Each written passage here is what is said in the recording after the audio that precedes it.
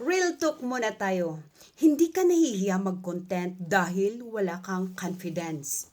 So, nahihiya ka kasi iniisip mo na agad ang opinion ng ibang tao kahit wala ka pang napopost. So, takot ka sa pagja-judge, pangungutya, yung sasabihin ng iba na, sino ka ba para magsalita? Eh, ang feeling mo naman, at alam mo, normal yan.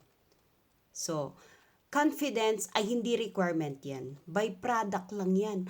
Walang creator na nagsisimulang confident na agad. Kung meron man, konti lang yun. At hindi yun ang standard.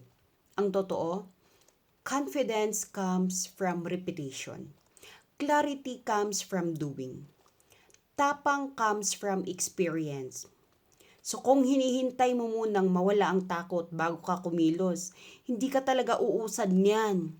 Hindi nawawala ang takot, nasasanay ka lang na gumalaw kahit may takot. Yan. So hindi mo kailangang ipakita agad ang sarili mo. Hindi ka required humarap agad-agad sa camera. Magsalita ng diretso. Maging confident sa unang video. Pwede ka namang magsimula sa text post, caption na may insight. Pwede kang mag-voice over, screen recordings, kwento ng experience mo. Yan. So, content muna, confidence later. Huwag mong pilitin ang sarili mo sa stage na hindi ka pa ready. Ang mahalaga, nagsisimula ka na. Mali din ang iniisip mong audience. So, ang iniisip mo, maraming nakakakita or maraming huhusga, marami kang basher. Ang dapat mong isipin, may isang taong nakaka-relate dito sa content mo or hindi mo kailangang magustuhan ng lahat. Hindi mo kailangan ng validation ng lahat. Hindi mo kailangan ng approval ng hindi mo naman kilala. So kung may isang taong natulungan mo, na-motivate mo, nakaramdam na hindi siya nag-iisa, panalo ka na nun. So hindi ka late. Hindi ka din kulang, hindi ka feeling kung nagbabahagi ka ng natutunan mo, hindi ka mayabang kung nagsasalita ka ng totoo, at hindi ka late, may sarili ka lang pacing.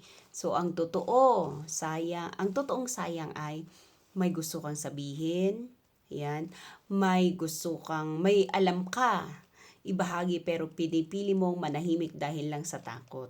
Yan. So, kung gusto mo talagang mag-grow, kailangan mong mag-post kahit hindi ka confident. Start scared, start messy, pero na magsimula ka. Dahil ang confidence, Ayan. So, yon ang confident, no? Kasi sa totoo lang, dumaan din ako niyan.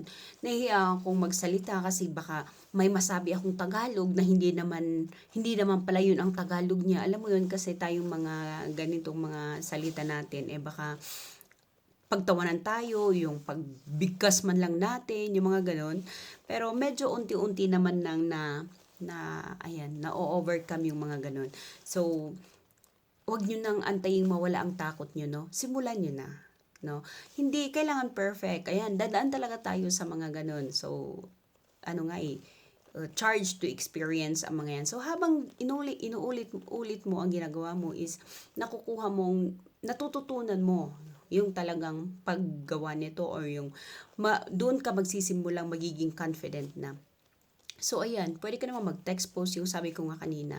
So, huwag nyo antayin mawala ang takot nyo. No, ang hiya nyo, yung ganun. Bayaan nyo na yung mga basher. Mas maganda pa nga maraming basher kasi engaging, di ba? Ayan. So, marami tayong viewers pa ganun. So, hoping na may natutunan kayo sa tutorial na ito at kung hindi kita follower, mag-follow ka naman, no? And paki-share naman itong ating video. No? So, hanggang sa susunod na tutorial. Bye-bye!